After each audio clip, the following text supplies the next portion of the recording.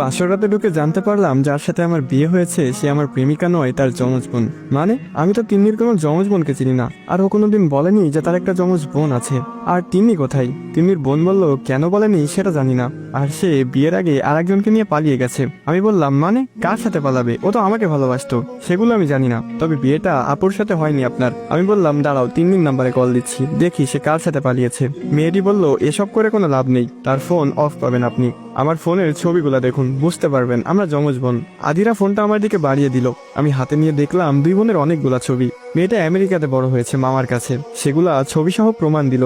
এবার আরো একটা শক্ত প্রমাণ পেলাম, মেয়েটার ঠোঁটের নিচে তিলটা নেই, যেটা তিন্নির ছিল। পৃথিবীতে এমন হতভাগা মানুষ কয়টা আছে কে জানে। 4 বছর প্রেম করলাম, বিয়েও ঠিক হলো তার সাথে, কিন্তু সে পালিয়ে গেল। বিয়ে করলাম তার যমজ বোনকে। কেন পালালে তিন্নি? আর যদি পালানোরই ছিল তাহলে আমাকে বলে দিতে, আমি বিয়ে পর্যন্ত আসতামই না।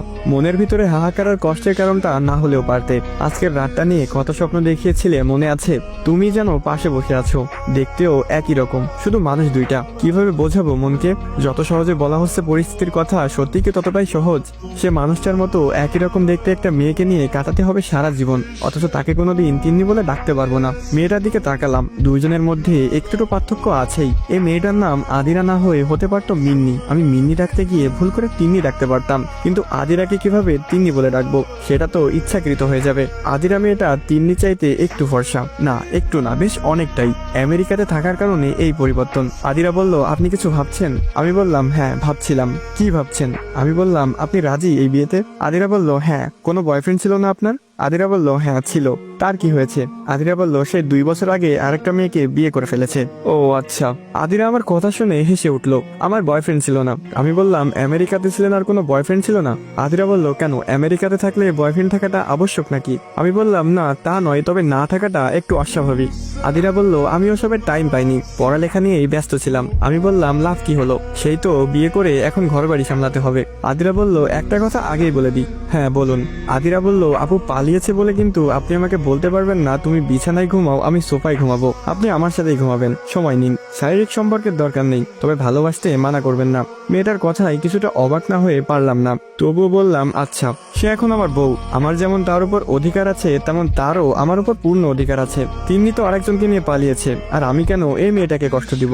মেয়েটার দিকে ভালোভাবে তাকিয়ে বুঝতে পারলাম মেয়েটা মেকআপ করেনি। কৌতূহল হলো কেন করেনি। আমি জিজ্ঞেস করলাম আপনি সাজগোজ করেননি? আদিরা বলল সময় কই। আব্বু এসে বলল তোর বোন পালিয়ে গেছে, মান সম্মান বাঁচাতে হলে আমাকে এই বিয়েটা করতেই হবে। আর এমনিতেও আমার মেকআপ করতে ভালো লাগে না। চামড়ার উপর সাদা একটা আস্তরণে নিজের আসল সৌন্দর্য ঢেকে কেন রাখবো, হই কালো বা ফর্সা? আমি বললাম তা খারাপ বলেননি। আদিরা বলল আপনি আমাকে তুমি করে বলতে পারেন। আমি বললাম সময় লাগবে, আপনার বোনকেই আমি রিলেশনের 6 মাস পরে তুমি বলেছি। আদিরা বলল আপনাদের প্রেম কাহিনীটা বলবেন, আমার খুব শুনতে ইচ্ছে করছে। বাসরাতে বউকে প্রেম কাহিনী শোনাতে হবে যেই কাহিনীর নায়িকা তার আপন বোন। কি আর করার, প্রেম কাহিনী শুনিয়ে রাত শেষ করি। আমি বলতে শুরু করলাম লাস্ট ইয়ারে যখন পরীক্ষা দিলাম তখন আপনার বোনের সাথে দেখা, পাশাপাশি সিট পড়েছিল। ফার্স্ট ইয়ার লাস্ট 2 সেমিস্টারের পরীক্ষা একসাথে। সেই পরীক্ষায় আমি খারাপ করি, কারণ তিন্নি। সেই যে তাকিয়েছিলাম তার দিকে, আমি পাস মার্ক তুলে আর কিছুই লিখতে পারিনি। পুরো 3 ঘন্টা তার দিকে তাকিয়েছিলাম। তারপর খোঁজ খবর নিলাম, স্বাভাবিকভাবে প্রপোজ করলাম, সে রাজি হলো না। এরপর সেমিস্টারের সেই দিন পর্যন্ত তার পিছে ঘুরেছি। একদিন সে রিক্সা নিয়ে যাচ্ছিল, আমি রাস্তায় অ্যাক্সিডেন্ট করি। কারণটা আপনার বোন। সে নীল শাড়ি পরেছিল, কপালে টিপ, হাতে কাচের চুড়ি, ঠোঁটে হালকা লিপস্টিক, শুধু বাকি ছিল খোপায় বেলি ফুলের মালা। আমি বেলি ফুলের মালা আনতে গিয়ে বাইক অ্যাক্সিডেন্ট করি। হাত পা কেটে গিয়েছিল, গুরুতর কিছু না হলেও আঘাত পেয়েছিলাম ভালোই। সাদা বেলি ফুলগুলা রক্তে লাল হয়ে গেছিল, ভালোই লাগছিল দেখতে। অন্যরকম জিনিস সবারই ভালো লাগে। আমি বেলি ফুলের মালা নিয়ে সেই জায়গায় গিয়ে দেখলাম সে নেই, জ্যাম ছুটেছে, রিক্সা চলে গেছে। আমি আমার রুমে কোনোদিন একটা পুরাতন জিনিসও রাখিনি, কিন্তু সেই রক্তমাখা বেলি ফুলের মালাটা আমার কাছে এখনো বেশ যত্নেই আছে। শুকিয়ে কাল হয়ে গেছে, নিষ্প্রাণ নির্জীব, তবুও যত্নে রেখেছি। আজ দেওয়ার কথা ছিল, এরপরও সে আমাকে ভালোবাসি বলেনি। সেদিন কাক ফাটা রোদ, রোদের তাপে ঘেমে একাকার হয়ে গেছি। মনে হচ্ছিল গোসল করে এসেছি কেবল, গরম পানি এখনো গায়ে লেগে আছে। তিন্নিকে দেখলাম সেও ঘামছে, শরীরের ভাঁজগুলা বোঝা যাচ্ছে। ঘামের কারণে ফুটে উঠেছে দেহের কিছু অংশ। সে আইসক্রিম খাচ্ছে।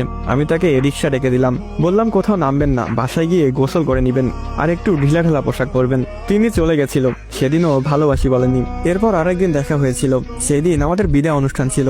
সে আসলো, এসে বলল ভাইয়া অভিনন্দন, আপনাকে খুব মিস করব, চলে যাবেন আমাদের ছেড়ে। আমি বোকার মতো বলেছিলাম তুমি বললেই থেকে যাব। সেগুলো নিয়ে এসে কি হাসাহাসি। এরপর 2 মাস দেখা হয়নি। আমি আমি ধরেই নিয়েছিলাম আমাদের প্রেম অপূর্ণই থেকে যাবে। হঠাৎ করেই তিন্নির সাথে সেদিন দেখা হয়ে যায়। রাস্তায় বাচ্চাদের সাথে ক্রিকেট খেলছিলাম আমি। হঠাৎ সে ডাকে, এই বাচ্চা শুনেন। আমি তাকিয়ে দেখি তিন্নি। সে আমার হাতে একটা চিঠি গুজে দিয়ে বলেছিল ভালোবাসি। সেই দিনই প্রথমবার ভালোবাসি বলে সে। এরপর শুরু হয় প্রেম। প্রেমের সময় কি কি হয় সেগুলো না হয় নাই বললাম, এগুলো আপনার অজানা নয়। তবে অনৈতিক কোনো দাবি কখনোই আমার ছিল না। কথাগুলো বলতে বলতে চোখ ভিজে গেছে, বুঝতে পারছি হয়তো। আদিরাও বুঝতে পারছে। আদিরা বলল, খুব ভালোবাসতেন আপুকে তাই না? খেয়াল করলাম তার চোখেও পানি। আমি কি মানুষকে এত সহজেই কাটাতে পারি নাকি? সে আবার বলল, বেলি ফুলের মালাটা আমাকে দিবেন? আমি বললাম কেন? তারপর সে যা বলল তার জন্য মোটেও প্রস্তুত ছিলাম না আমি। আসসালামু আলাইকুম গাইস, কেমন আছেন সবাই? আশা করি সকলে খুবই ভালো আছেন। তো এখানেই শেষ হয়ে যায় বেলি ফুল পর্ব 1। গল্পটি কেমন লাগলো অবশ্যই কমেন্ট করে জানাবেন। তো আবারও ফিরবো এই গল্পের পরবর্তী পর্বগুলো নিয়ে। আরেকটা কথা গাইস, আপনাদের যদি এই ভাইয়ের ভিডিওগুলো ভালো লেগে থাকে আর এই গল্পগুলো ভালো লেগে থাকে তাহলে অবশ্যই চ্যানেলটি সাবস্ক্রাইব করে যাবেন। আর টিকটক ফেসবুক থেকে দেখে থাকলে অবশ্যই ফলো করে দিবেন। আর মন থেকে এই ভাইয়ের ভালোবাসা নেবেন। তো দেখা হচ্ছে অন্য কোনো ভিডিওতে। আজকের মতো এই পর্যন্তই। ভালো থাকবেন, সুস্থ থাকবেন। আল্লাহ হাফেজ গাইস।